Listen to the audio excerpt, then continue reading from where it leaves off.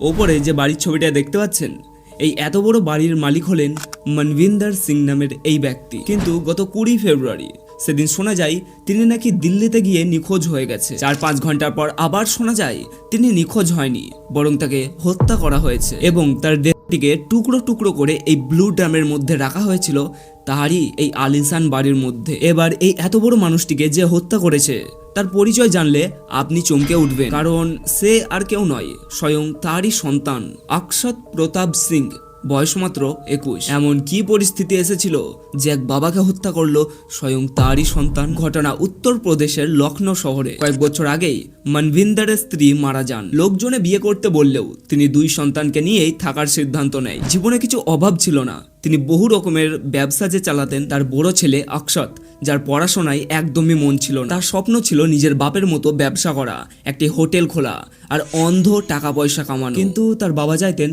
আমার ছেলে NEET exam crack করে ডাক্তার হোক, মানুষের ফ্রিতে চিকিৎসা করুক। এই ছোট্ট কথা নিয়ে বাপ বেটার মধ্যে প্রায় ঝামেলা চলতো। কিন্তু 20 ফেব্রুয়ারি সেদিন ঝামেলা চলাকালীন তাদের দুজনেরই মাথা একটু বেশি গরম হয়ে গেছিল। তখনই অক্ষত নিজের বাবার লাইসেন্স করা পিস্তল নিয়ে নিজেরই বাবার মাথার মাঝ বরাবর করে এবং তার দেহ বেশ কয়েকটা টুকরো করে এই ড্রামের মধ্যে লুকিয়ে রাখে। মনে রাখবেন, মানসিক চাপ কারোর ওপর বেশি পরিমাণে না দেওয়াই উচিত, কারণ সে একবার খেপে গেলে আপনার কাজ শেষ।